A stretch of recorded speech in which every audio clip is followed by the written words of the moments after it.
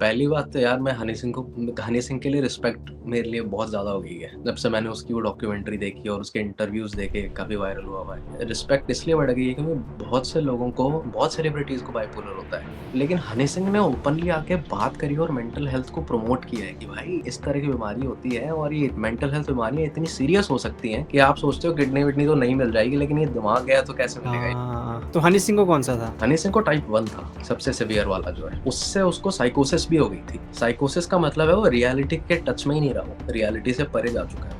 तो ये बात सच है कि pharma industries are real, pharma mafia is real as well. बहुत सारे एडीएचडी वाले लोग होते हैं जिनको ऑटिज़्म भी होता है। ऑटिज्म क्या होता है? ऑटिज़्म एक ऐसी बीमारी है जिसके अंदर इंसान के जो सोशल पैरामीटर्स होते हैं, जैसे लोगों से मिलना-जुलना, बातें समझना, ये गड़बड़ हो जाता है। सोशली बहुत शाय हो जाता है। जो बातें कही जाती हैं उनको, वो बातें उनको ढंग से समझ में नहीं आती, उनको समझने में दिक्कत होती है। तो आपने बोला नाच न जाने आंगन टेढ़ा, तो वो इंसान आंगन को देखने लग जाएगा कि यार आंगन कैसे टेढ़ा? ओके, वेलकम टू चल बात कर डॉक्टर चेतन और बहुत-बहुत स्वागत है, फिर से मिल रहे हैं हम लोग। Yes, thank you very much Ravi.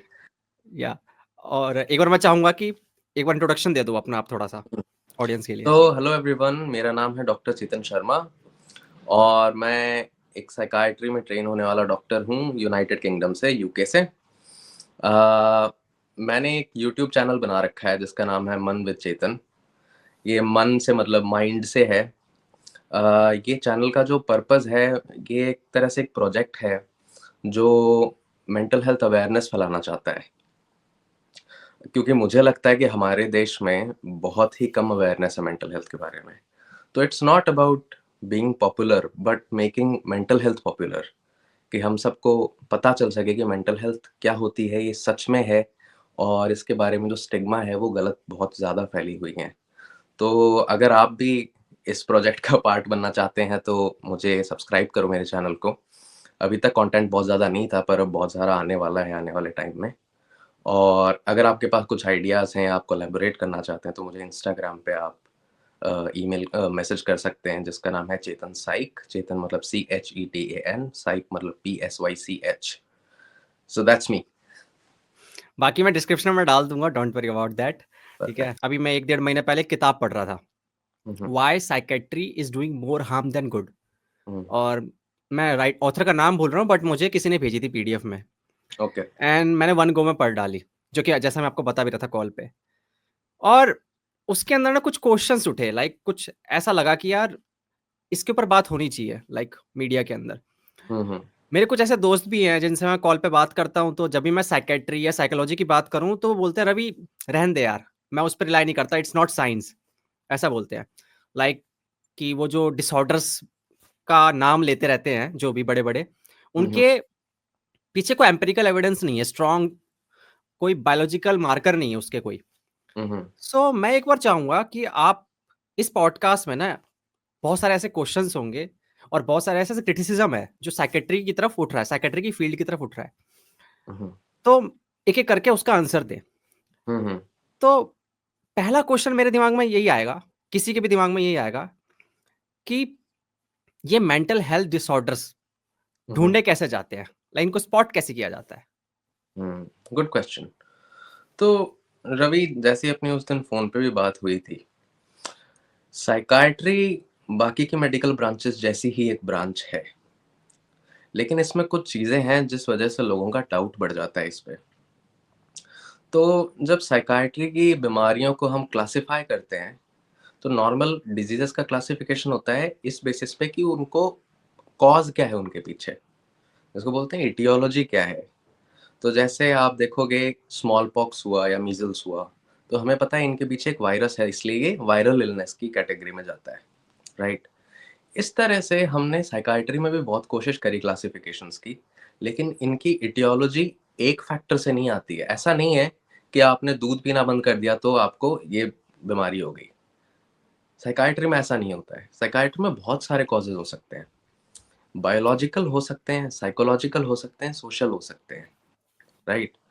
तो इसलिए it's very difficult to classify them on the basis of etiology. Cause cause के बेसिस पे उनको वो करना क्लासिफाई बड़ा मुश्किल है। इसलिए इनको सिम्पटम्स के बेसिस पे क्लासिफाई किया गया। अब बात आती है सिम्पटम्स की, तो पुराने ज़माने में साइकियाट्री में बहुत कोशिश करी गई कि हमें हर बीमारी का एक पैथोग्नोमिक सिम्पटम मिल जाए, कि यार ये सिम्पटम है तो पक्का ये है बीमारी। ओके। लेकिन वो भी नहीं मिल पाया साइकियाट्री के लिए। अभी तक? अभी तक बहुत ही कम बीमारियाँ हैं जिनका पैथोग्नोमिक सिम्पटम्स होते हैं, जैसे जैसे डिमेंशिया है तो उसमें याददाश्त का है। लेकिन याददाश्त गई तो पक्का डिमेंशिया ये ज़रूरी नहीं है, और भी बहुत कॉजेज़ हो सकते हैं। इसलिए हम ना तो पैथोग्नोमिक सिम्पटम फाइंड आउट कर पाए, ना हम एटियोलॉजी फाइंड आउट कर पाए कि कारण क्या है इनका। तो अब ये ऐसे घेरे में आ जाती है जो बाकी की मेडिसिन से थोड़ी अलग है। तो लोग कहते हैं ये एक सूडो साइंस है, राइट? इसको साइंस साइंस नहीं मानते हैं, साइंटिफिक नहीं है। लेकिन ऐसा एग्ज़ैक्टली है नहीं, ये कॉम्प्लेक्स है, लेकिन इसका मतलब ये नहीं कि ये साइंस नहीं है। तो ओके। इसको हमने क्लासिफ़ाई किया है बहुत सारे डिसऑर्डर्स में, जैसे मूड डिसऑर्डर्स होते हैं, साइकोटिक डिसऑर्डर्स होते हैं, स्किज़ोफ्रेनिया लाइक डिसऑर्डर्स होते हैं, मेमोरी रिलेटेड डिसऑर्डर होते हैं, ऐसे हमने क्लासिफ़ाई कर रखा है। क्लासिफ़िकेशन का एक पर्पज़ है, डिसऑर्डर्स का एक नाम देने का एक पर्पज़ है। वो पर्पज़ ये है, पहली बात तो ये कि रिसर्चेज़ हो सकें। हमने ये देखा है ये लगभग रिलेटेड बीमारियाँ हैं, तो अब हमें पता है कि ये क्लस्टर है और अब इस पे रिसर्च हो सके। ओके, मुझे एग्ज़ाम्पल देके बताओ किसी डिसऑर्डर का, जैसे सोशल एंग्ज़ायटी डिसऑर्डर का एग्ज़ाम्पल लेके बताओ आप। इसमें अपन जैसे जनरलाइज्ड एंग्जायटी को लेते हैं सोशल की बजाय, ठीक है? क्योंकि सोशल जनरलाइज्ड के साथ सोशल वगैरह सब स्पेक्ट्रम आ जाता है। तो अब इसके अंदर मैं कहता हूँ जनरलाइज्ड एंग्जायटी डिसऑर्डर, मैं यूके में बैठा हुआ कह रहा हूँ कि एक्स वाई जेड को जनरलाइज्ड एंग्जायटी डिसऑर्डर है। अब तुम इंडिया के साइकियाट्रिस्ट हो सपोज, तो तुम कैसे समझोगे कि अपन दोनों सेम बीमारी की बात कर रहे हैं? इसलिए इट बिकम्स इम्पोर्टेंट कि हम इसको क्लासिफाई करें और इसको एक नाम दे सकें, ठीक है? ताकि हम पूरी दुनिया में जो रिसर्चेज़ हो रही हैं, पता चल सके कि वो रिसर्च किस चीज़ को लेकर हो रही है। इसलिए इम्पोर्टेंट होता है इनको क्लासिफाई करना, इनको नाम देना। और अब बात आती है कि एक सूडो साइंस है कि नहीं? ये बहुत पुराना मुद्दा है साइकियाट्री को लेकर के, कि क्या साइकियाट्री सच में साइंटिफिक है? लेकिन मॉडर्न वर्ल्ड के अंदर अब कोई डाउट बचा नहीं है कि साइंटिफिक है कि नहीं। हमें बहुत सारे पैरामीटर्स मिल गए हैं, जो प्रूव करते हैं कि एक साइंटिफिक ब्रांच है और इसके इलाज होते हैं, इसकी बीमारियाँ होती हैं, ये सब सच है। ओके। फॉर एग्ज़ाम्पल अभी आपने जो एंग्ज़ायटी का नाम लिया, जनरलाइज़्ड एंग्ज़ायटी डिसऑर्डर, हुँ, मान के चलते एग्ज़िस्ट नहीं करती, ठीक है? और मैं आता हूँ आपके पास कुछ सिम्पटम्स लेके, उसी के सिम्पटम्स मान लो, और आपको बताता हूँ कि ये मुझे सिम्पटम्स आ रहे हैं। तो आप कैसे ये बताओगे कि हाँ, ओके, इसको मैं ये नाम दूँगा? लाइक हुँ, मैं आप अभी बात कर रहा हूँ, दुनिया में अभी तक कहीं पे भी नहीं है नाम ना आया है, मतलब ये सिम्पटम्स के बारे में किसी को पता ही नहीं है कि ऐसे सिम्पटम्स हो तो ये डिसऑर्डर होता है। तो फिर आप कैसे इसको नाम दोगे? मुझे वो जानना है। लेकिन अभी मेरे दिमाग में मैंने आपको बताया भी था एक बार कॉल पे कि ऐसा तो नहीं हो रहा है कि हम बस कुछ सिम्पटम्स के क्लस्टर्स देखते हैं, ओके ये सिम्पटम है, ये सिम्पटम है, ये सिम्पटम है और हमने डिसाइड कर लिया कि ये नाम है। या फिर ऐसा होता है कि हम ये सिम्पटम्स देखते हैं और उसके बाद फिर देखते हैं कि इसके जो कोई बायोलॉजिकल जस्टिफिकेशन है क्या इसके पीछे? और उसके बाद जाके कंसेंसस पे पहुँचते हैं कि हाँ यार, चलो इसको नाम दे देते हैं। तो क्या हुँ, प्रोसीजर होता है? हुँ। तो जो साइकियाट्री है, वो सिम्पटम्स पे बेस्ड ब्रांच है और पिछले 200 साल हो गए हैं साइकियाट्री को एक्जिस्टेंस में आए हुए। और 200 साल पे इतना काम हो गया है कि लगभग जितने सिम्पटम्स हैं, वो हमें मालूम चल चुके हैं कि क्या-क्या होते हैं। और फिर हमने देखा, जैसा मैंने कहा था ना, ये कोई पैथोग्नोमिक सिम्पटम नहीं है, मतलब कोई ऐसा सिम्पटम नहीं है कि ये है तो पक्का ये बीमारी है। सिम्पटम्स कॉन्स्टेलेशन की तरह होते हैं, जैसे स्टार्स का कॉन्स्टेलेशन होता है ना, तो अब जैसे उसके अंदर कॉम्बिनेशंस हैं बेसिकली, कि पर्टिकुलर ये कॉम्बिनेशंस हैं, तो ये डिसऑर्डर बनता है। अब तुम बात करते हो, जैसे कि तुमने बात करी एंग्जायटी डिसऑर्डर का नाम नहीं है अपने पास में, अगर इसीलिए अब जितने भी सिम्पटम्स आ रहे हैं, तो मुझे पता नहीं है ये क्या बीमारी है, राइट? इसीलिए इट्स इम्पोर्टेंट कि हम इन क्लस्टर्स को नाम दे सकें। और इतनी स्टडी हो चुकी है कि हमें क्लस्टर्स का पता है। जैसे अब डिप्रेशन है, तो डिप्रेशन का हमें पता है कि लो मूड होगा या इंटरेस्ट खत्म हो जाएगा, एपेटाइट कम हो जाएगी, कंसंट्रेशन गड़बड़ हो जाएगी, साइकोमोटर रिटार्डेशन मतलब बंदा स्लो हो जाएगा, तो ऐसे करके इतने सारे सिम्पटम्स हैं, ये देखने को मिलते हैं। तो हमारी इतनी ज़्यादा अभी अंडरस्टैंडिंग हो चुकी है सिम्पटम्स पे बेस्ड कि हमें मालूम है कि कैसे क्लस्टर्स आते हैं। अब सवाल आता है कुछ नया ही अगर आ जाए तो उसको हम नाम देंगे कि नहीं? तो ऐसा होता नहीं है क्योंकि इतनी इतनी ज़्यादा इस पे डिटेलिंग हो चुकी है कि अब कुछ नया आए ऐसा पॉसिबल नहीं है। फिर सेकंड थिंग। डॉक्टर हाँ, चेतन, मैं इसमें एक ऐड करना चाहूंगा। हाँ। डीएसएम 1 आई थी 1952 या 54 में। हुँ, तब कुछ 100-109 डिसऑर्डर्स थे, हुँ, और उसके बाद डीएसएम 5 आ चुका है 2013 में। हुँ, 2013 में ही आया था शायद। पता मुझे नहीं पता उसमें कितना डिसऑर्डर आ गया, लेकिन ये जरूर पता है कि डिसऑर्डर की लिस्ट बहुत बड़ी है। हुँ। तो क्या जो डीएसएम 6 आएगा, क्या उसके अंदर डिसऑर्डर की लिस्ट नहीं बढ़ेगी? आपको नहीं लगता? बढ़ सकती है। लेकिन सिम्टम्स वही रहेंगे, लेकिन उनके मतलब उनका पैटर्न चेंज हो जाएंगे कि ओके, फॉर एग्जाम्पल अभी आपने बोला कि सिम्टम्स हमें लगभग लगभग सारे पता चल चुके हैं, ये हुँ, आप कहना चाहते हो। तो हुँ, आप ये कह रहे हो कि कोई नया सिम्टम आ ही नहीं सकता अब, ये आप कहना चाह रहे हो? हुँ, और अगर ऐसा है तो डिसऑर्डर बढ़ते रहेंगे लेकिन सिम्टम्स वही रहेंगे। उनको मतलब हुँ। उनको पैटर्न अलग, उनके पैटर्न बदल जाएंगे बस, कि एग्ज़ैक्टली, हाँ ये exactly, exactly. Okay. It's about pattern, it's about combinations. Hmm, homosexuality part थी डीएसएम 3 या 2 की, मे बी, और वोटिंग के जरिए उसको हटाया गया था।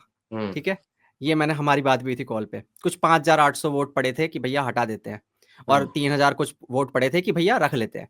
तो हुँ, यहाँ पे पॉलिटिक्स आ गई बीच में कि भैया, क्योंकि कोई वो नहीं है ना, लाइक कोई बायोलॉजिकल जस्टिफिकेशन नहीं है, कोई रिसर्च पेपर नहीं है इस ये दिखाने के लिए कि ये मेंटल इलनेस है कि नहीं, बस हमने डाल दिया था। हुँ, लेकिन जब अपग्रेड कर रहे हैं हम डीएसएम को, तो हम डीएसएम को अपग्रेड कैसे करते हैं? लाइक ओके, हम देखते हैं कि एम्पिरिकल एविडेंस नहीं है, हटा देते हैं। हुँ, लेकिन हमने किया क्या उन लोगों ने, कि भैया हम वोटिंग करा लेते हैं। हुँ, तो ये मैं कैसे मान लूं कि जो अब मेरे पास डिसऑर्डर्स हैं जो मेरे डीएसएम 5 के अंदर, उसके अंदर ऐसे किसी प्रोसीजर का यूज नहीं किया गया? हुँ, गुड क्वेश्चन। तो इसके अंदर जो डीएसएम है, वो बाइबल नहीं है। डीएसएम के साथ में एक और भी हमारे पास स्टैटिस्टिकल मैनुअल है जिसको आईसीडी बोलते हैं, ठीक है? तो जैसे यूके के अंदर डीएसएम यूज़ नहीं होती है, यूके के अंदर ओके। आईसीडी यूज़ होती है। अमेरिकन है डीएसएम और अमेरिका में डीएसएम यूज़ करते हैं। सारी जो साइकियाट्री की अच्छी बुक्स हैं, वो कहती हैं कि क्लिनिकल नॉलेज ऊपर है और डीएसएम नीचे है। Okay. DSM is only to guide you. ये एक गाइड है कि यार ये चीज़ें हैं तो आप ये सोचें। अब जैसे डिप्रेशन है, उसमें सपोज़ करें कि 7 में से 8 में से 5 सिम्पटम अगर है तो डिप्रेशन है। लेकिन अगर किसी को 4 सिम्पटम है तो क्या वो डिप्रेशन नहीं है? होगा। हम्म। राइट? तो यहाँ पे बात आती है क्लिनिकल जजमेंट कैसा है आपका। और साइकियाट्री एक फेनोमेनोलॉजिकल ब्रांच है। फेनोमेनोलॉजिकल का मतलब होता है कि इंसान खुद से अपनी दिक्कतें बताता है और हम उसको सच मानते हैं, राइट? ओके। कोई मेरे को आकर के कहता है कि है ना, मुझे अजीब सा लगता है जब मैं लोगों के बीच में खड़ा होता हूँ, ठीक है? अब ये उसने हम्म। बात बोली तो मैं ऐसे नहीं कहूंगा कि चल झूठ बोल रहा है तू। मैं इसको मानूंगा कि तू सच कह रहा है। लेकिन कब ये भी तो कह सकते हो नेचुरल है, मे बी, क्या पता उस वक्त ऐसा होता है। फॉर एग्जांपल अगर मैं स्टेज पे जाता, मुझे स्टेज फियर है, मुझे एंग्जाइटी होगी, हम्म, तो आप मैं और आपके पास जाके बताता कि मुझे एंग्जाइटी हुई, तो क्या आप हम्म। मुझको ये बोलोगे कि तेरे को एंग्जाइटी है, लाइक मतलब डिसऑर्डर है कोई? नहीं, डिसऑर्डर्स अलग चीज है। डिसऑर्डर्स डीएसएम जैसे है, अगर आप अपन अब डीएसएम की बात कर रहे हैं तो डिसऑर्डर, हर किसी चीज को डिसऑर्डर नहीं बोला गया है। और ओके। अब बात आती है जैसे स्टेज फियर है आपको, हाँ। तो स्टेज फियर है, सबको सबको नहीं होता है, ज्यादातर लोगों को होता है पर सबको नहीं होता है। अब जैसे अपन इसमें एक बात करते हैं, किसी की फैमिली में डेथ हो गई, तो अब किसी के हस्बैंड की डेथ हो गई, वाइफ रोती रहती है, 3 हफ्ते हो गए हैं वो अभी भी रो रही है, तो क्या ये एक डिसऑर्डर है? नो। क्यों? उसको भाई मतलब उसको टाइम चाहिए ग्रीफ को प्रोसेस करने के लिए। वो जो इमोशंस हैं उसको टाइम लगेगा, और वो बहुत ही अलग होता है, लाइक हर इंसान के लिए। तो क्या पता 6 महीने हो, किसी के लिए 2 महीने हो। तो वी डोंट हाँ, नो एनीथिंग अबाउट इट। हाँ। सो क्या वो डिसऑर्डर है या नहीं है? आई डोंट थिंक सो। अब उसको कुछ नाम दोगे, नाम दे पाओगे तुम? मैं बोलूंगा कि बस वो इमोशंस प्रोसेस कर रही है, ग्रीफ।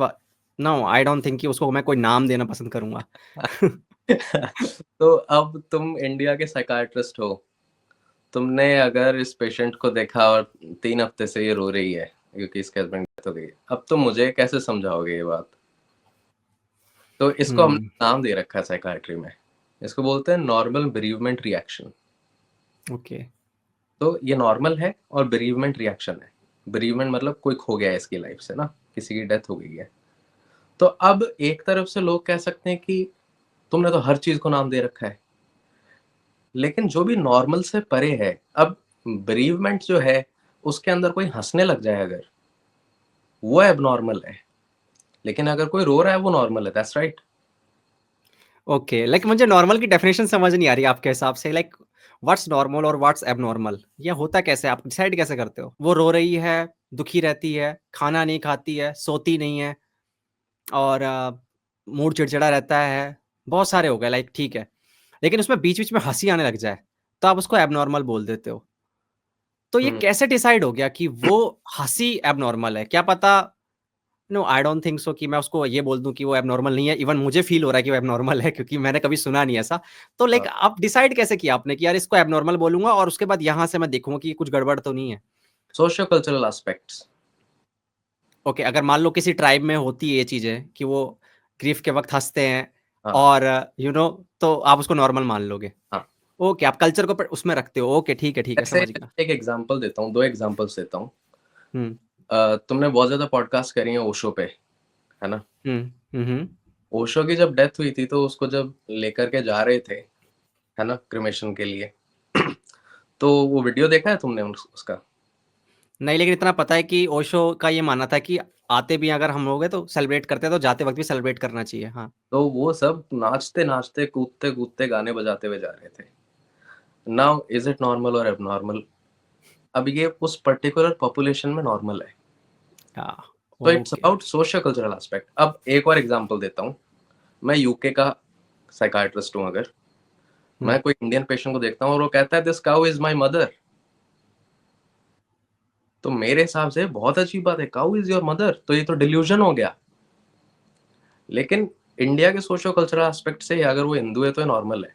अगर मेरे को कोई आके बोले this pig is my father, अब ये सोशियो कल्चरल से बाहर निकल गई बात।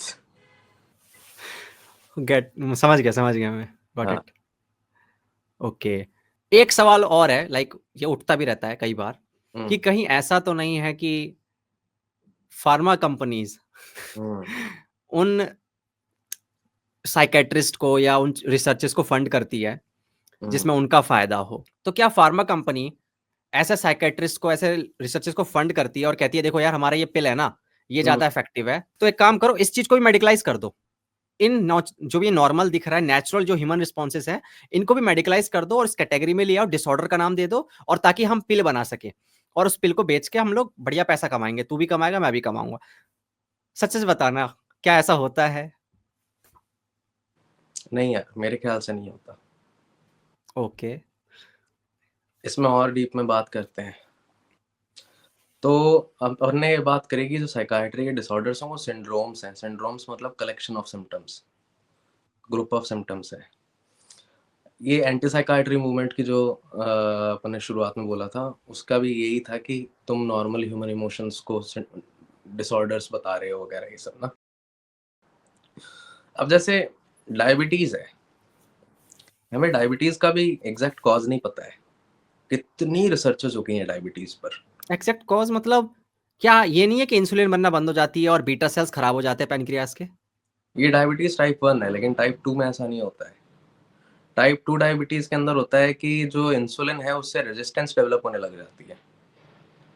ठीक है? अब वो रेज़िस्टेंस क्यों डेवलप हो रही है? चलो मोटापे की वज़ह से हो सकता है या कोई एंडोक्राइन डिसऑर्डर हो सकता है, लेकिन बहुत से केसेज़ ऐसे होते हैं जिनमें हमें पता नहीं होता है।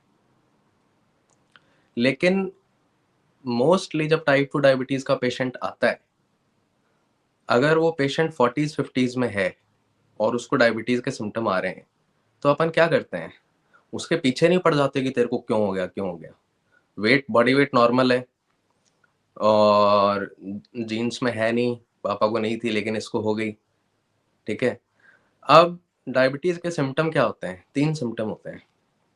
पहला होता है पॉलीफेजिया, मतलब बहुत खाना खाने लग जाएगा आदमी। दूसरा हुँ, है पॉलीडिप्सिया, मतलब बहुत पानी पीने लग जाएगा। और फिर है पॉलीयूरिया, मतलब बहुत सुसु करने लग जाएगा। जब मेरे को कोई पेशेंट आके बोलेगा कि मेरे को ये 3 सिम्पटम्स हैं, मैं सबसे पहले क्या करूँगा, ब्लड शुगर टेस्ट करूँगा। उसमें आ गया कि डायबिटीज़ है, शुगर बंदा टॉलरेट नहीं कर रहा है, तो मैं डायबिटीज़ का इलाज शुरू कर देता हूँ। समझ रहे हो? तो ये एक सिंड्रोम है, डायबिटीज़ एक सिंड्रोम है। डायबिटीज़, स्ट्रेस से भी डायबिटीज़ हो सकती है, ओके। ठीक है? तो वैसे ही जो मेंटल हेल्थ डिसऑर्डर्स हैं, वो सिंड्रोम्स हैं। हुँ। उनका, अब वो जो सिंड्रोम्स हैं, वो अपन इसमें बात करते हैं फार्मा कंपनीज़ की। तो फार्मा कंपनीज़ चाहती हैं कि आप इसको डिसऑर्डर बोल दो और इसकी दवा दे दो। लेकिन हम अगर देखें तो ऐसा कौन-सा डिसऑर्डर है, जो डिसऑर्डर नहीं होना चाहिए था? अब इसमें एक सवाल, बहुत इम्पोर्टेंट सवाल आके खड़ा होता है। वो इम्पोर्टेंट सवाल खड़ा, अपन अब डिप्रेशन को लेते हैं, ठीक है? तो यार, डिप्रेशन कोई डिसऑर्डर थोड़ी ना होना चाहिए। डिप्रेशन तो एक नॉर्मल ह्यूमन रिएक्शन हो सकती है। तो हम, अगर ये नॉर्मल ह्यूमन इमोशन है, नॉर्मल ह्यूमन रिएक्शन है, तो हम इसे ट्रीट क्यों कर रहे हैं? हम इसे ट्रीट इसलिए कर रहे हैं क्योंकि ये डीएसएम के अंदर आ गया है डिसऑर्डर, और अब ये बीमारी है तो बीमारी का इलाज है। ये एक मैंने वो बनाई है, थीम बनाई है। क्या मतलब तुम्हारा क्वेश्चन के अंदर ही थीम बैठ रही है क्या? बताओ। या हुँ, बैठ- बिल्कुल, बिल्कुल। अब इसके अंदर आगे और रिसर्चेज़ होती हैं डिप्रेशन के अंदर। प्लस डिप्रेशन कोई भी साइकियाट्रिक बीमारी है, उसका नंबर 1 कॉज़, नंबर 1 रीज़न कि उसे क्यों ट्रीट किया जाना चाहिए, वो ये है कि इंसान डिसफंक्शनल हो जाता है। इंसान अब फंक्शनल नहीं है। हुँ, तो हुँ। अब मेरे को मैं जब चलता हूँ, तो मेरे पैर के अंदर है ना, ऐसे लचक आती है, क्योंकि ये जूता बहुत फ्लैट है, तो मेरे पैर में दर्द भी होने लग जाता है। अब इस दर्द को कोई नाम नहीं है इसका ना, लेकिन हुँ, हमें पता है कि अच्छा तू एक काम कर, तू नीचे स्पंज का एक सोल लगा ले जूते में, तो अब दर्द होना कम हो जाएगा। अब तू चल सकता है, अब तू काम कर सकता है। वैसे ही साइकियाट्री जो है, इसके अंदर ट्रू डिजीजेस तो नहीं है अपने पास में, पर सिंड्रोम्स हैं। अच्छा भाई, तेरे को चीज़ों में मज़ा नहीं आ रहा है, तेरा मूड सैड रहता है, और तेरे में तू स्लो हो गया है काम करने में, तेरी कंसंट्रेशन अच्छी नहीं है, तेरे को चीज़ों से इंटरेस्ट उठ गया है, ठीक है? ये दिक्कतें हैं अगर, तो मैं कहूँगा कोई बात नहीं, जाके थोड़ी और कोशिश कर। वो बोलेगा भाई मुझसे हो ही नहीं रहा है। बोलेंगे यार ऐसा थोड़ी होता है, तू कर कोशिश, होगा। हुँ। पर वो नहीं कर पाएगा। अब यहाँ पे चीज़ आती है कि क्या मैं कुछ ऐसा कर सकता हूँ कि ये पेशेंट काम करने लग जाए, कि ये पेशेंट वापस से नॉर्मल लाइफ लीड करने लग जाए? हुँ, और अगर मैं कर सकता हूँ, तो अगला मोरल क्वेश्चन है कि क्या मुझे ये करना चाहिए? या व्हाट डू यू थिंक, करना चाहिए? एब्सोल्युटली, या। तो अब अपने पास में फार्मास्यूटिकल इंडस्ट्रीज, अच्छा बहुत ब्लेम किया जाता है फार्मास्यूटिकल इंडस्ट्रीज को, लेकिन फार्मास्यूटिकल इंडस्ट्रीज को सिर्फ साइकाइट्री में क्यों ब्लेम करते हैं, मेरे को ये समझ नहीं आती। फिजिकल मेडिसिन के अंदर भी एक बड़ा तगड़ा एग्जांपल देता हूँ मैं। कोविड फैला था, कोविड के अंदर एक दवाई आई थी रेमडेसिविर, पता नहीं तुम्हें मालूम है कि नहीं? हुँ, हुँ, हुँ। रेमडेसिविर की बहुत तस्करी हुई थी हमारे देश में, इंडिया में।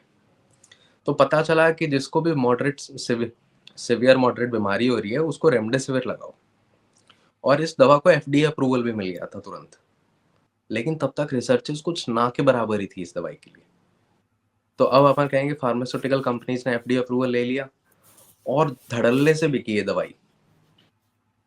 लेकिन बाद में जब रिसर्चेस आई, तो बोले इतना कोई फायदा नहीं है इसका। इसलिए जब कोविड की वापस से दूसरी वेव आई इंडिया के अंदर, तो इसको गाइडलाइन से ही हटा दिया गया, रेमडेसिविर के पीछे मत भागो। तो अब क्वेश्चन ये आता है कि रेमडेसिविर ने कितना बेनिफिट कमा लिया हुँ, इस एक चीज से। रेमडेसिविर का एक इंजेक्शन 5,000 से 10,000 के बीच में आता है, और कम से कम 6 इंजेक्शन लगते थे, ठीक है?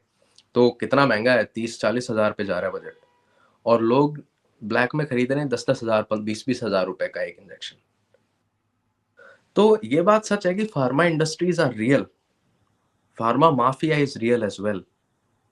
लेकिन फार्मा कंपनी से साइकाइट्री चल रही है, ये बात सच नहीं है।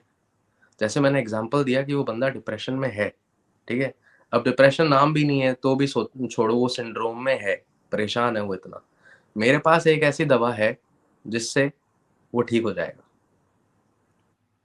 और ठीक होते हैं। ये बड़ी इंपॉर्टेंट बात है रवि। इसमें ऐसा नहीं है कि हम सिर्फ मेडिकेट कर रहे हैं और लोग ठीक नहीं हो रहे हैं, लोग ठीक होते हैं।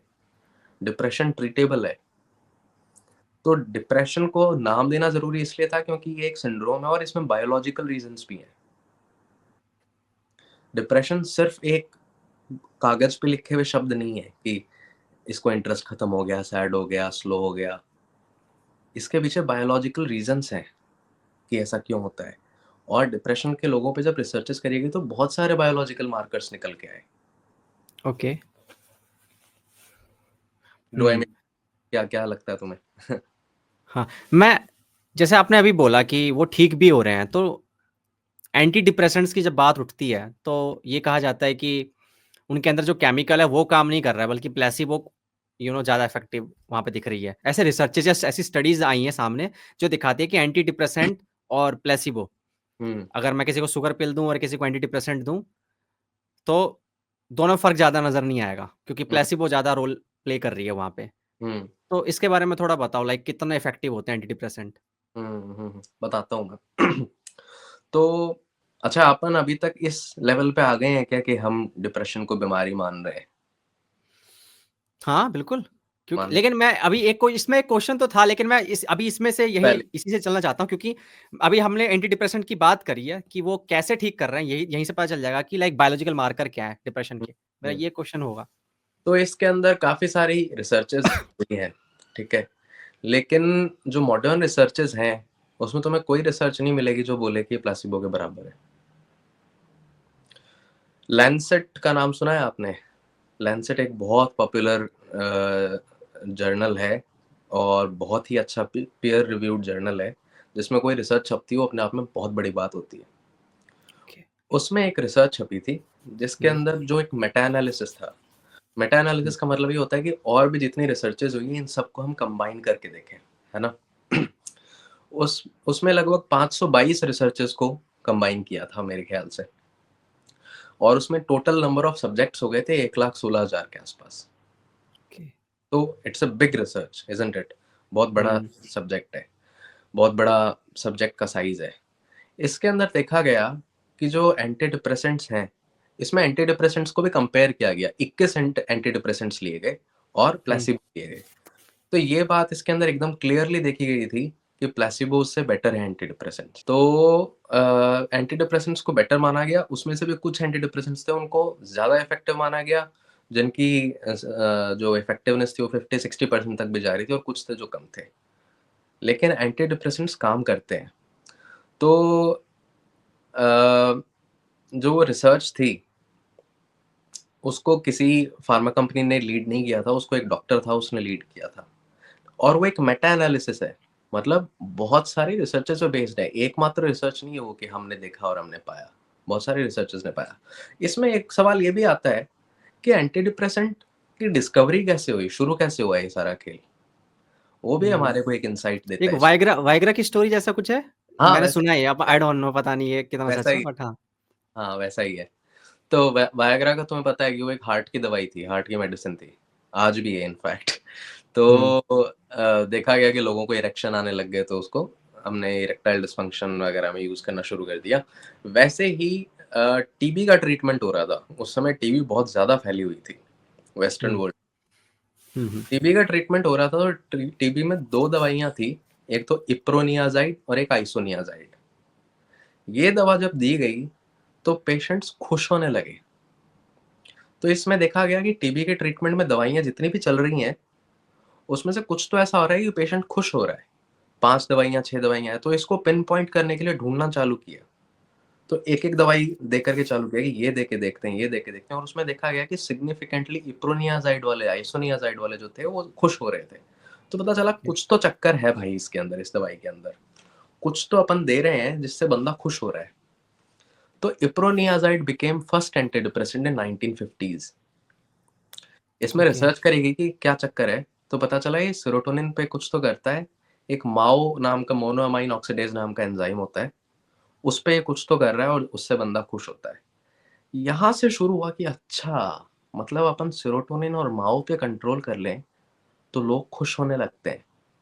ओके, तो ऐसे एंटी डिप्रेसेंट्स की शुरुआत हुई थी। तो इसकी शुरुआत भी ऐसी नहीं है कि फार्मा कंपनी ने करी हो, इसको बाकायदा ऑब्ज़र्व किया गया था इस चीज़ को। मैंने लोगों की जान बचते हुए देखा है एंटी डिप्रेसेंट से। जान बचते हुए से मेरा मतलब है कि सिर्फ़ सुसाइड के केसेज़ नहीं है, मतलब जिन लोगों ने खाना खाना छोड़ दिया होता है।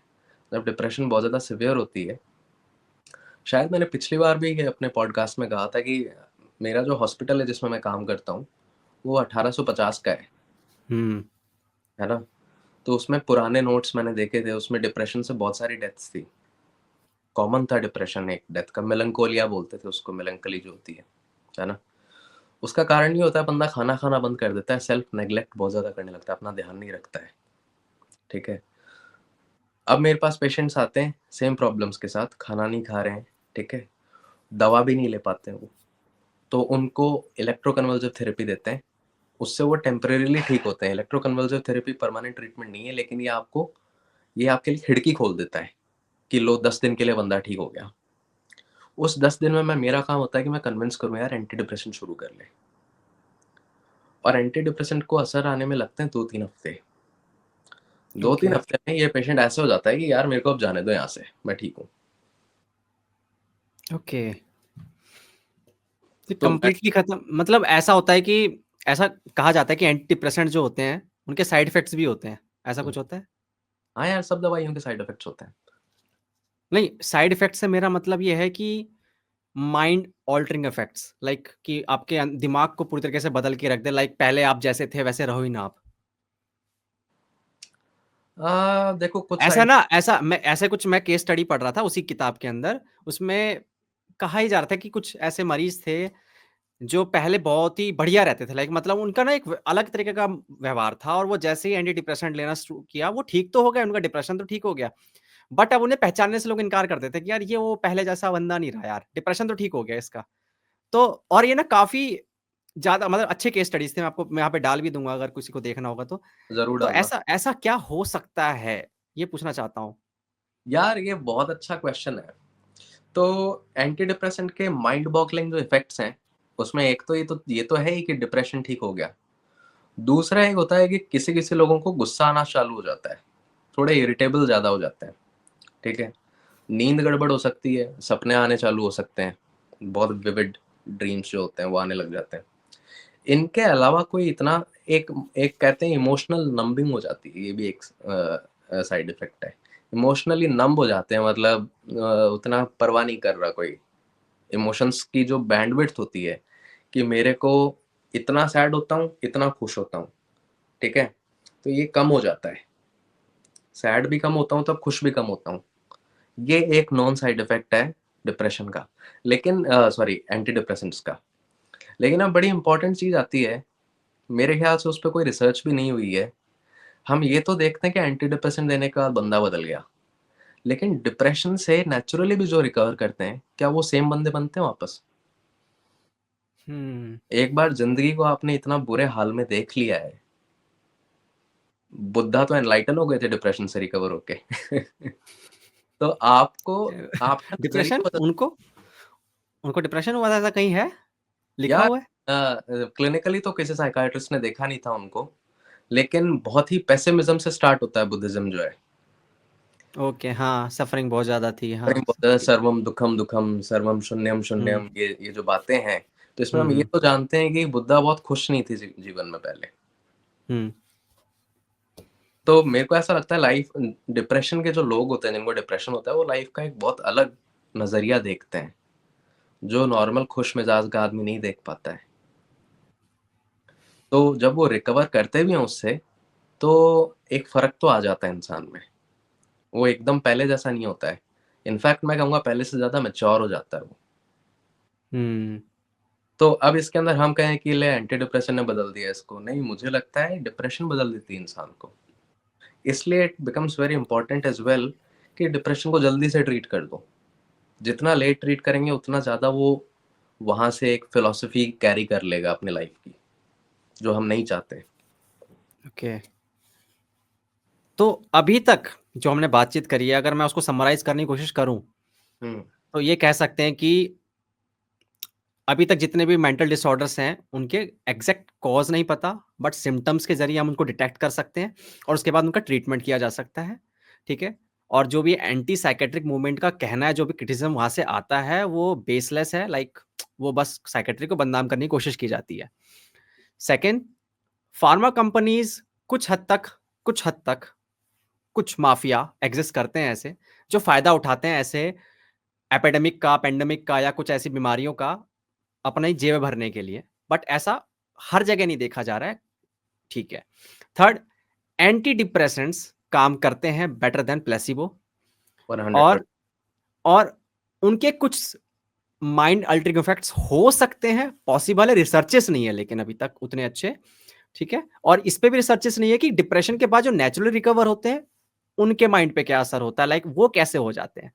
अभी बिल्कुल, तक सही है। बिल्कुल। एक थोड़ा-सा इम्प्रूव करना चाहूँगा मैं।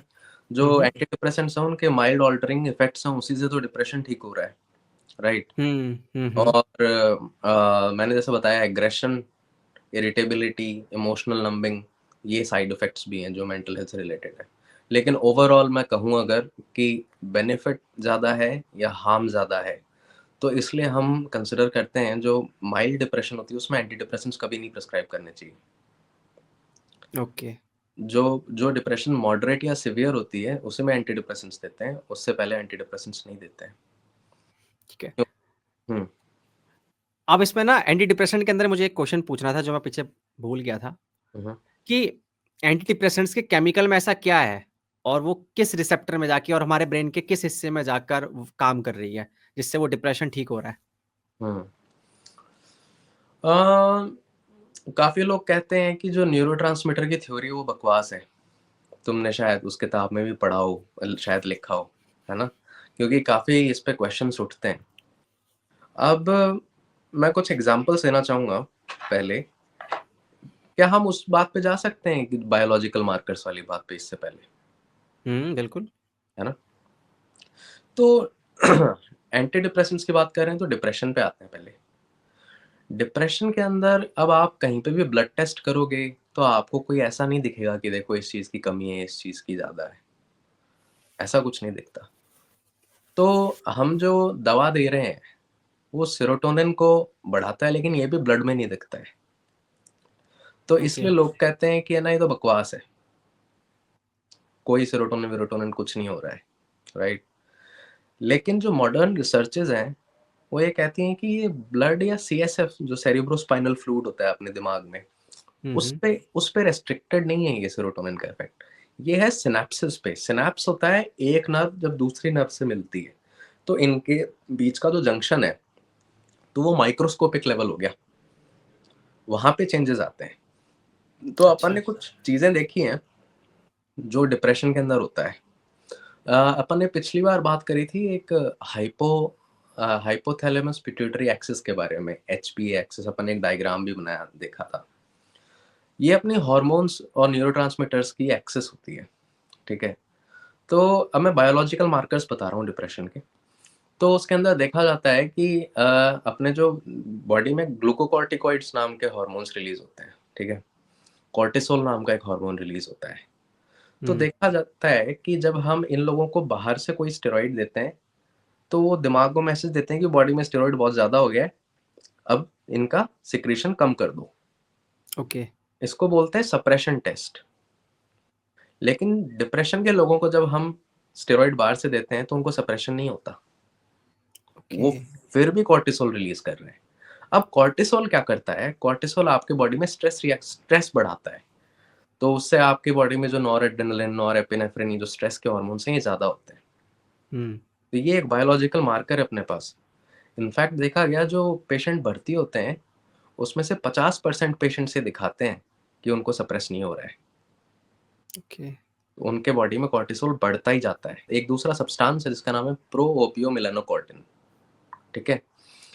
ये देखा गया है कि इसमें जेनेटिक वेरिएशन आती है और जब वो ओके। इंसान स्ट्रेसफुल एनवायरनमेंट में आता है तो वो डिप्रेशन डेवलप करता है। ओके, वो जीन एक्सप्रेस हो जाता है। जीन एक्सप्रेस हो जाता है, एग्ज़ैक्टली जेनेटिक हम्म वेरिएशन। और देखा गया है कि जब एंटी डिप्रेसेंट दिया जाता है इन लोगों को, तो ये अलग से रिस्पॉन्ड करते हैं, ये उतना अच्छा रिस्पॉन्ड नहीं करते हैं। तो जिसमें जितनी जेनेटिक वेरिएशन होगी, उतना कम वो रिस्पॉन्ड करेगा एंटी डिप्रेसेंट्स को। तो ये हम्म एक और बायोलॉजिकल मार्कर आ जाता है, ठीक है? ओके। और ब्रेन के एरियाज में क्या क्या होता है, ये शायद हमने पिछले वाले पॉडकास्ट में डिस्कस कर लिया था। सब होता है। ओके। तो अब बात आती है एंटी डिप्रेसेंट्स कैसे काम कर रहे हैं। तो एंटी डिप्रेसेंट जब हम लेते हैं तो वो अपने सिनेप्टिक लेवल पे जाता है, और वहां पे एक सिनेप्स एक नर्व दूसरे नर्व से जो मिल रही है, ये केमिकल्स के जरिए मिलती है, ये जुड़ी भी नहीं है। इनके बीच में केमिकल्स आते हैं, जिसमें से एक केमिकल है सेरोटोनिन। तो वो सेरोटोनिन सबसे कॉमन एंटी डिप्रेसेंट जो यूज करते हैं वो होता है SSRI, selective okay. Serotonin reuptake inhibitor. Selective serotonin मतलब सेरोटोनिन के लिए स्पेसिफिक है ये। रीअपटेक मतलब वापस से जाने नहीं दे रहा है ये। ओके। ठीक है, रीअपटेक इनहिबिटर वापस जाने नहीं दे रहा है।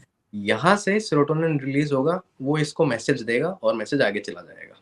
ठीक है, अब क्या होगा, जो सेरोटोनिन बच गया उसको ये वापस उठा लेगा। अच्छा।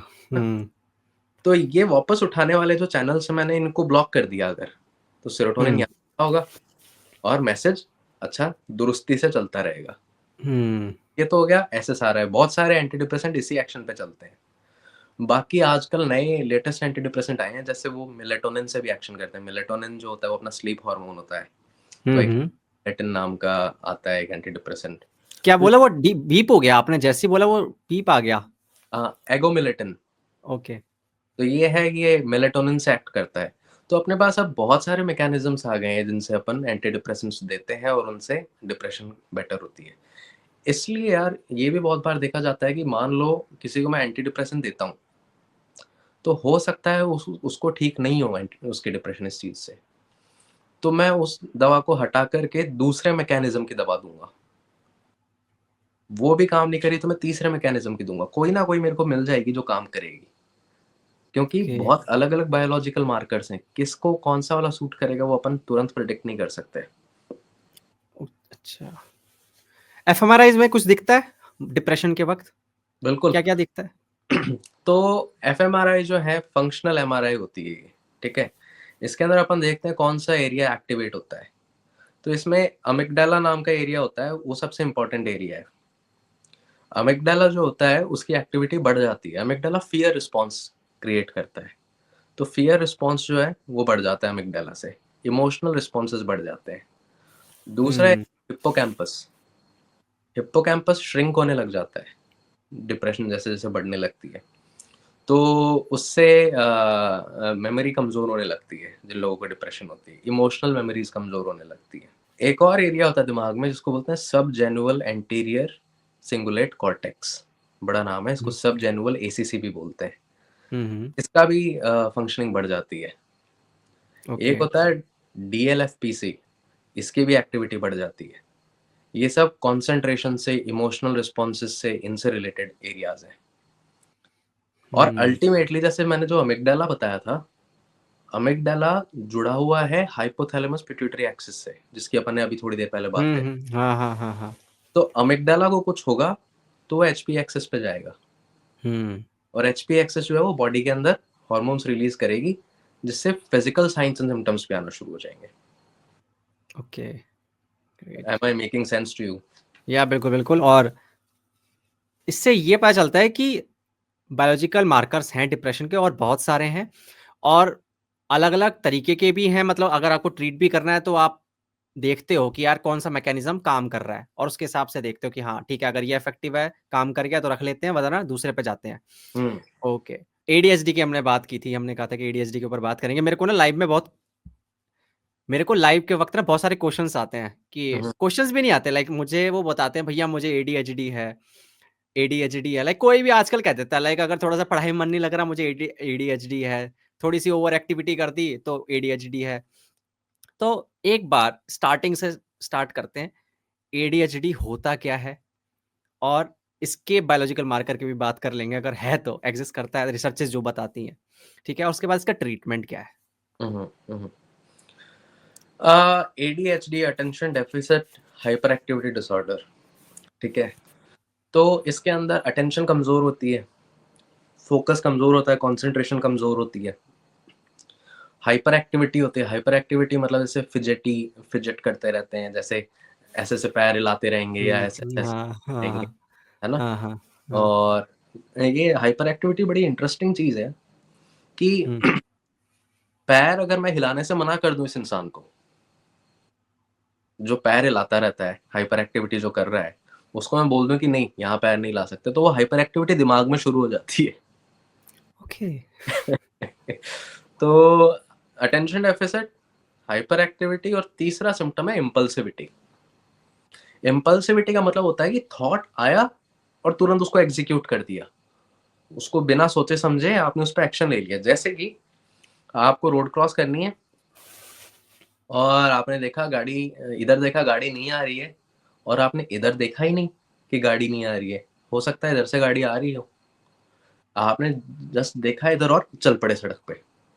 ये एक इम्पल्सिविटी का अच्छा एग्जाम्पल है। तो और हुँ। इम्पल्सिविटी क्या हो सकती है कि आपने कुछ भी किया और उसने बिना सोचे समझे बच्चे के थप्पड़ मार दिया। बच्चों में एडीएचडी ज़्यादा प्रेवलेंट होता है। ज़्यादा प्रेवलेंट तो नहीं होता है, ज़्यादा विजिबल होता है। ओके। अब बात आती है एडीएचडी कैसे होता, कैसे, क्या चक्कर क्या है एडीएचडी का? एडीएचडी जो है वो न्यूरो डाइवर्जेंट कंडीशन है। ओके। ठीक है? न्यूरो डाइवर्जेंस मतलब ये चीज़ बचपन से होती है। जेनेटिक रीज़न है? जेनेटिक रीजंस हैं इसके पीछे बहुत ज़्यादा। तो जेनेटिक्स हैं इसमें अपन क्या देखते हैं कि एक अगर बच्चे को एडीएचडी है तो हो सकता है उसके भाई को भी एडीएचडी हो, उसके पेरेंट्स को भी एडीएचडी हो। दूसरा हो सकता है अगर एडीएचडी नहीं है तो दूसरी न्यूरो डाइवर्जेंट कंडीशन हो सकती है, जैसे ऑटिज़्म हो सकता है। बहुत सारे एडीएचडी वाले लोग होते हैं जिनको ऑटिज़्म भी होता है। ऑटिज़्म क्या होता है? ऑटिज़्म एक ऐसी बीमारी है जिसके अंदर इंसान के जो सोशल पैरामीटर्स होते हैं, जैसे लोगों से मिलना-जुलना, बातें समझना, ये गड़बड़ हो जाता है। तो जैसे इंसान सोशली बहुत शाय हो जाता है, सोशली इनएप्रोप्रिएट हो सकता है और जो बातें कही जाती हैं उनको, वो बातें उनको ढंग से समझ में नहीं आती, उनको समझने में दिक्कत होती है। तो आपने बोला नाच न जाने आंगन टेढ़ा, तो वो इंसान आंगन को देखने लग जाएगा कि यार आंगन कैसे टेढ़ा? हुँ। और जैसे अपन कहते हैं कि यार तूने तो मेरी पीठ पीछे छुरा चुबा दिया, मतलब मेरे पीठ पीछे तूने ऐसी बात बोल दी जो मेरे को अच्छी नहीं लगी। तो बोलेगा मैंने कब छुरा चुबाया? तो ये बच्चों में ज़्यादा विज़िबल होता है। ये लोग भी फिज़िटी होते हैं। तो जिन लोगों को एडीएचडी होता है उनमें ऑटिस्टिक कैरेक्टरिस्टिक्स भी होते हैं। हो सकते हैं, सॉरी, होते नहीं हैं, हो सकते हैं। अब बात आती है जो न्यूरो डाइवर्जेंस है, अभी लेटेस्ट रिसर्चेज़ ये कहती है कि एक स्पेक्ट्रम होता है। स्पेक्ट्रम का मतलब ये होता है कि इसका एक ये एंड है और इसका एक ये एंड है, ठीक है? इसके बीच में कहीं होंगे, ये लो है, ये हाई है। किसी-किसी को एडीएचडी बहुत ज़्यादा होगा, किसी-किसी को एडीएचडी बहुत कम होगा, किसी-किसी को नहीं होगा।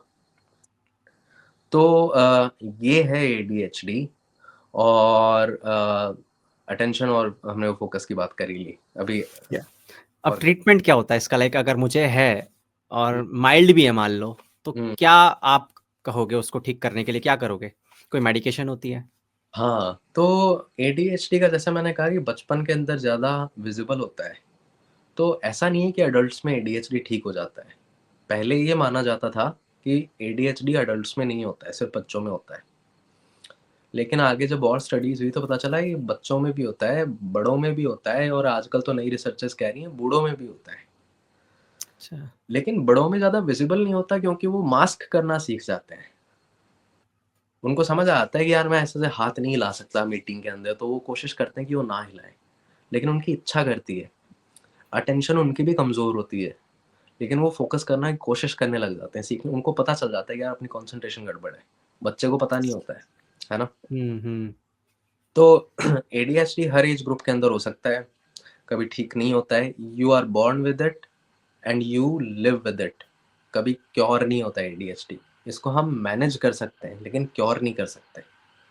कितनी भी मेडिटेशन कर लो, कुछ भी कर लो, कंसंट्रेशन इम्प्रूव हो सकती है, आपको कंसंट्रेट करना आ सकता है, लेकिन आपको एडीएचडी वाली चीज़ें तो रहेगी। तो इसके ओके। अंदर जो इलाज है इसका, वो है स्टिमुलेंट्स। इलाज करना कब है, ये भी बड़ी इंपॉर्टेंट बात है। जैसे अपन ने थोड़ी देर पहले बात करी थी ना कि इलाज कब करें, माइल्ड डिप्रेशन का तो इलाज हम दवाइयों से नहीं करते हैं। वैसे ही किसी को माइल्ड एडीएचडी है तो हम दवाइयाँ नहीं देते हैं। हुँ। लेकिन तो मॉडरेट एडीएचडी है और वो उसको मॉडरेट कब बोलेंगे जब उसको फंक्शनली वो प्रॉब्लम दे रहा है। उसको वो क्लास में ध्यान नहीं दे पा रहा है, पेपर फेल कर रहा है बच्चा या बड़ा आदमी है वो अपने प्रोफ़ेशनल एरियाज़ के अंदर नहीं फ़ोकस कर पाता है, उसको डाँट पड़ती रहती है, तब इम्पोर्टेंट हो जाता है कि अब इसको हम ट्रीट करें। बच्चे को अगर सही टाइम पे एडीएचडी है और सही टाइम पे अगर उसको ट्रीट कर दिया आपने, तो उसका फ्यूचर बदल सकता है। उसको चीज़ों में इंटरेस्ट आने लगेगा, वरना वो इंटरेस्ट पे ही नहीं कर पाता, क्लास में कभी बैठ के सुन ही नहीं पाता कि टीचर क्या बोल रही है। तो सही टाइम पे एडीएचडी का बचपन में जो ट्रीटमेंट है, मुझे लगता है बहुत ही अमेज़िंग होता है, बहुत ही इम्पोर्टेंट होता है। और बड़े जब होते हैं तो जैसे ड्राइविंग हो गई, तो हुँ, ड्राइविंग इम्प्रूव हो जाती है एडीएचडी के ट्रीटमेंट से, फ़ोकस अच्छा हो जाता है ना। तो इसका जो ट्रीटमेंट है उसमें हम स्टिमुलेंट्स देते हैं।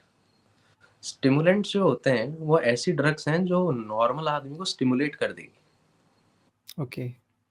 अ, तुमने ड्रग्स का नाम सुना है एम्फेटामिन्स? नो। जिसको जिसको मेथ बोलते हैं। अच्छा, हाँ। तो बेसिकली इसका जो ट्रीटमेंट है वो मेथ है। एम्फेटामिन्स हैं, उसी ग्रुप की दवाइयाँ हैं, ठीक है? जिनकी हमने प्रॉपर डोसेज बना ली है, राइट? नॉर्मल आदमी को अगर आप एडीएचडी की दवाई दोगे, वो हाई हो जाएगा, उसको वो मेथ वाले इफ़ेक्ट्स आने लगेंगे। लेकिन देखा जाता है कि एडीएचडी की वायरिंग कुछ इस हिसाब से होती है दिमाग में कि इनको जब हम स्टिमुलेंट देते हैं, तो ये स्लो डाउन हो जाते हैं। अच्छा, ये उल्टा काम करते हैं, क्योंकि दिमाग का ओके। सर्किल अलग है इनका। एक इस पे एक क्वेश्चन पूछूँगा, ये बच्चों को भी देते हो आप लोग? हाँ, बच्चों को भी देते हैं। क्या साइड इफ़ेक्ट वगैरह नहीं हो सकते इसके कोई? साइड इफ़ेक्ट हर दवाई के हैं। बताता हूँ, साइड इफ़ेक्ट्स पे भी आते हैं। तो आप जब इनको दोगे ये दवा, तो इसका अटेंशन अच्छा हो जाएगा, बेटर अटेंशन हो जाएगा। ये काम करती है डोपामाइन के ज़रिए, ठीक है? अब बात आती है कि एडीएचडी का डायग्नोसिस क्यों इम्पोर्टेंट हो जाता है? तो पहली बात तो ये कि यार एडीएचडी अगर आपने डायग्नोस किया है, तो आप इसको दवा देंगे, अगर आप इसको दवा देंगे। तो अगर गलत डायग्नोसिस है तो दवा से उल्टा असर आने लगेगा, अच्छा। दवा सूट नहीं करेगी। इसलिए इट बिकम्स वेरी इंपॉर्टेंट कि इसको कोई प्रोफेशनल ही डायग्नोस करे। क्या कल्चर को ध्यान में रखा जाता है, सोसाइटी जो एनवायरनमेंट है डायग्नोस के वक़्त? क्योंकि अगर एक बच्चा ऐसे एनवायरनमेंट में है जहाँ पे वो मतलब अटेंशन की कमी, जैसे हमने कॉल पे बात की थी कि मे बी उसकी उसको हाइपर एक्टिविटी, वो ऐसा एनवायरनमेंट है ही ऐसा जहाँ पे हाइपर एक्टिविटी चलेगी, इतनी एक्टिविटी चलेगी, और मान लो आप लोगों ने कह रखा है कि इतनी एक्टिविटी से ज़्यादा अगर वो हरकत करे, तो हम उसको एडीएचडी कह सकते हैं। पर उस कल्चर में, उस सोसाइटी में वो एबनॉर्मल नहीं है, नॉर्मल है। तब हुँ, क्या होता है, लाइक इसको कल्चरल कॉन्टेक्स्ट देखा जाता है सब कुछ, इसको मतलब आप देखते हो कल्चर को? कल्चरल कॉन्टेक्स्ट तो नहीं, सोशल कॉन्टेक्स्ट ज़रूर देखा जाता है। सोशल कॉन्टेक्स्ट के अंदर कल्चर भी थोड़ी बहुत आ जाती है। तो इसका अब जैसे सोशल कॉन्टेक्स्ट कैसा है कि कोई बच्चा स्कूल ही नहीं जाता, अगर नहीं जाता, वो उसका स्कूल में एडमिशन नहीं करवाया हुआ, तो हुँ, अब एडीएचडी इसके लिए उतनी बड़ी पंगा नहीं है, इतनी बड़ी प्रॉब्लम नहीं है। क्योंकि बच्चों के एकेडमिक्स पे सबसे ज़्यादा इफ़ेक्ट पड़ता है जब उनको एडीएचडी होता है। अब किसी की लाइफ में अगर एकेडमिक्स है ही नहीं, कोई ऐसे ट्राइब में रहता है, जहाँ पे स्कूल नहीं जाते हैं, तो हुँ, उसको एडीएचडी के ट्रीटमेंट की क्या ज़रूरत है? कोई ज़रूरत नहीं है। लेकिन अगर कोई बच्चा स्कूल जाता है और वो एकेडमिकली कैच अप नहीं कर पा रहा है एडीएचडी की वजह से, तो उसको हम ट्रीटमेंट देते हैं।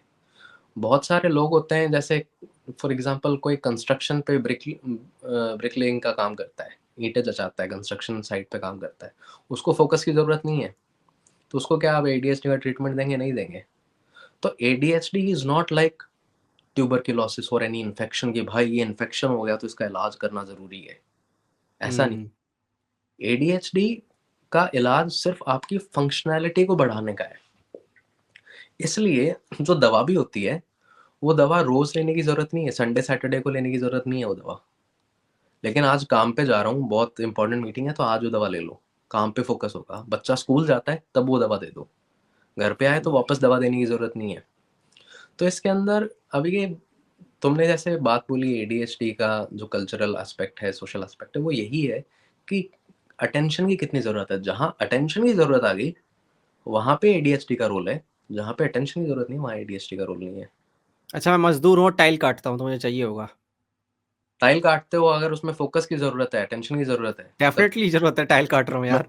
मैंने टाइल काटी नहीं ना कभी। अरे मशीन होती है इतनी खतरनाक, वो अगर गलती से भी इधर-उधर हुआ तो गड़बड़ हो जाएगी। हाँ, हाँ, हाँ, बिल्कुल, बिल्कुल। तो उस केस में फ़ायदा हो सकता है। ऐसा है। तो मोस्टली जो हमारी बीमारियाँ हैं, इसमें अगर हम बात करें कि सोशल कंस्ट्रक्ट की बात करें, अपनी थोड़ी-सी बात हुई थी फ़ोन पे कि है ना, क्या ये बीमारियाँ सच में बीमारियाँ होती हैं, या सोशल सच में साइकियाट्रिक बीमारियाँ बढ़ रही हैं सोसाइटी में, या हमारा सोशल कंस्ट्रक्ट इस तरह का बन चुका है कि हम बीमारियाँ क्रिएट कर रहे हैं। अपने आप में ठीक है ना इस चीज़ पे। तो इसके अंदर सोशल एस्पेक्ट बहुत इम्पोर्टेंट है यार, क्योंकि आपसे एक उम्मीद होती है, वो उम्मीद पहले तो कोई और करता है, फिर आप खुद से उम्मीद खुद करने लग जाते हैं, है ना? अब अगर अपनी जो लाइफ़ है वो बहुत कॉम्पिटिटिव होती जा रही है जैसे-जैसे समय बीत रहा है, तो उस कारण से जो स्ट्रेसर्स हैं वो बढ़ते जा रहे हैं, उस कारण से साइकियाट्रिक बीमारियाँ भी बढ़ रही हैं। इसलिए क्लासिकली देखा जाता है, जैसे बाइपोलर हो गया, स्किज़ोफ्रेनिया हो गया, ये सबसे सीरियस बीमारियाँ हैं ना, तो इनका ऑनसेट जो होता है वो लगभग 18 साल की उम्र के आस-पास होता है। अच्छा। क्योंकि 18 साल में बंदा एडल्ट बनने वाला है, उससे उम्मीदें बढ़ने वाली है, उस पे स्ट्रेस ज़्यादा आने वाला है। जो 17 से 21 साल की उम्र में फर्स्ट एपिसोड ऑफ स्किज़ोफ्रेनिया अक्सर होता है, जब भी होता है। वैसे ही डिप्रेशन भी है, तो वो डिप्रेशन अर्ली टीनेज के अंदर काफ़ी देखने को मिलती है, क्योंकि टीनेज एक बहुत मुश्किल फेज़ होता है। बच्चा समझ नहीं पा रहा होता है कि मेरे में कितनी पावर है, मेरे पेरेंट्स में कितनी पावर है, मेरे टीचर्स में कितनी पावर है। तो वो परेशान हो जाता है, पढ़ाई का बोझ बहुत ज़्यादा लगने लगता है उसको। तो डिप्रेशन टीनेज में देखी जाती है। दूसरी एक एज है 40s में देखी जाती है। 40s में स्ट्रेस बहुत ज़्यादा होता है, क्योंकि इंसान के मोस्टली बच्चे हो चुके होते हैं इस समय पे। उसको परिवार चलाना होता है। तीसरा इसका एपिसोड आता है बुढ़ापे में, 65 साल के बाद। क्योंकि बुढ़ापे के अंदर रिटायरमेंट हो जाता है। Retirement is a very big and important cause of depression. Hmm, अब बंदे का पर्पस खत्म हो गया लाइफ से। हुँ, तो डेफ़िनेटली जो साइकियाट्रिक बीमारियाँ हैं, इनका social reason is very important. या सही कह रहे हो। अगर वो 65 साल का बंदा अगर पॉलिटिशियन है तो उसको दिक्कत नहीं होगी। लेकिन अगर वो सरकारी वाला है तो भाई उसको लगेगा कि यार मैं तो सब कुछ कर चुका हूँ अब अ, मैं इसीलिए कहता हूँ बहुत सारे लोगों को, जिनका रिटायरमेंट पास हुआ था, मैं कहता हूँ ऑलरेडी प्लान करना शुरू कर दो कि आगे क्या करने वाले हो। कोई काम छोटा नहीं होता, छोटा-मोटा काम कुछ भी करते रहो। करते रहोगे तो ठीक रहोगे। हुँ, या अच्छा आपने ना ये हमारे उसमें नहीं था लेकिन आपने बाइपोलर की बात की थी हाँ। और बाइपोलर बोलते ही एक ही नाम मेरे दिमाग में गूँजता है हनी सिंह कि ओह मुझे यस! मुझे उसी से पता चला था कि बाइपोलर क्या होता है? लाइक मतलब वैसे मैंने कभी हिम्मत करके भी गूगल सर्च नहीं किया कि बाइपोलर होता क्या है? लाइक उसमें होता क्या है? हाँ, हाँ, बट उसके ना अभी डॉक्यूमेंट्री आई थी नेटफ्लिक्स पे, जिसकी फेमस। क्लिप कटी थी, है ना? क्लिप कटी थी और वो कहता है इससे बढ़िया मौत दे दो मुझे। मैं रोज़ हाँ, मौत माँगता था, वो ऐसा बोल रहा था अपनी डॉक्यूमेंट्री में। तो हाँ, ऐसा हाँ, क्या होता है कि यार एक इंसान इतना मतलब इतना ऐसी हालत में आ गया कि वो मौत माँग रहा है? बिल्कुल, बिल्कुल। पहली बात तो यार, मैं हनी सिंह के लिए रिस्पेक्ट मेरे लिए बहुत ज़्यादा हो गई है। जब से मैंने उसकी वो डॉक्यूमेंट्री देखी और उसके इंटरव्यूज़ देखे, काफ़ी वायरल हुआ है। रिस्पेक्ट इसलिए बढ़ गई है क्योंकि बहुत से लोगों को, बहुत सेलिब्रिटीज़ को बाइपोलर होता है।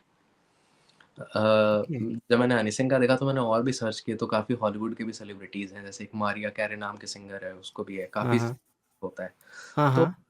लेकिन हनी सिंह ने ओपनली आके बात करी और मेंटल हेल्थ को प्रमोट किया है कि भाई इस तरह की बीमारी होती है, और ये मेंटल हेल्थ बीमारियाँ इतनी सीरियस हो सकती हैं कि आप सोचते हो किडनी-विडनी तो नहीं मिल जाएगी, लेकिन ये दिमाग गया तो कैसे मिलेगा? हाँ, ये बहुत हिटिंग थी, ये लाइन हिट की थी मुझे यार हाँ। एग्ज़ैक्टली। हाँ, तो बाइपोलर बहुत सीरियस डिसऑर्डर है, लेकिन बाइपोलर के भी स्टेजेस होती हैं। तो अपन पहले बात करते हैं बाइपोलर की फर्स्ट स्टेज के बारे में। बाइपोलर के अंदर 2 स्पेक्ट्रम आ गए, बाइपोलर है ना ये, एक तो डिप्रेशन आ गया, दूसरा मेनिया आ गया। ओके, प्राइमरीली मेरे सुपरवाइजर्स यहाँ कहते हैं कि बाइपोलर एक प्राइमरीली डिप्रेसिव डिजीज़ है। ओके। डिप्रेशन चलती है इसमें, ठीक है? काफ़ी लंबे महीनों से सालों तक चलती है। फिर एक फ़ेज़ आता है जब बंदा मेनिया में आ जाता है। मेनिया में जब वो आता है, मेनिया में वो बहुत ज़्यादा एक्साइटेड हो जाता है, उसमें बहुत ज़्यादा एनर्जी आ जाती है, थॉट्स रेसिंग करने लगती हैं बहुत ज़्यादा, हाँ, ठीक वो है? थॉट्स के बारे में बता रहा था कि बहुत ही लाखों थॉट्स एक वक़्त में हिट करते हैं। हाँ, हाँ, हाँ। लाखों तो मेरे ख़्याल से ज़्यादा हो गया, but what he was trying to say is कि बहुत ज़्यादा तेज़ चल रहे होते हैं। ओके, तो बहुत थॉट्स आते हैं, बहुत नए-नए आइडियाज़ आने लग जाते हैं, और इंसान की कैपेसिटी भी इम्प्रूव हो जाती है चीज़ें करने की, एनर्जी ज़्यादा फील होने लगती है, उसको ऐसा लगता है कि I am the top on the top of the world. और बोलने की स्पीड बहुत तेज़ हो जाती है, इतना तेज़ बोलने लगते हैं कि समझ नहीं आ रहा होता, एक टॉपिक से दूसरे टॉपिक से तीसरे टॉपिक से चौथे टॉपिक पे ऐसे जंप मारने लगते हैं। इंसान सेक्सुअली बहुत ज़्यादा एक्टिव हो जाता है, डेंजरस बिहेवियर करने लगता है, गाड़ियाँ बहुत तेज़ चलाने लगेगा, बहुत कॉन्फिडेंस आ जाएगा उसको अपने आप में।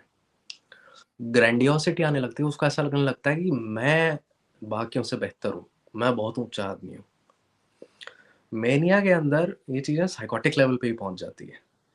बंदा सोच सकता है कि है ना कि मैं यहाँ का मैं इलेक्शन लड़ूँगा। नॉर्मल बंदा सोचने लगेगा मैं इलेक्शन लड़ूँगा, मैं ऐसे करूँगा। नए आइडियाज़ आने लगते हैं। तो ये बहुत डेंजरस होता है, सुनने में तो बड़ा फ़नी लगता है ये, लेकिन ये डेंजरस इसलिए क्योंकि लोग बहुत बड़े-बड़े गलतियाँ कर बैठते हैं इस फ़ेज़ में। इस फ़ेज़ में बड़े-बड़े इन्वेस्टमेंट कर देते हैं। उनको लगता है अब तो मैं शेयर मार्केट का मेरे को समझ आ गया कैसे करना है, रुपए लगा हुँ। दूँगा मैं इसमें।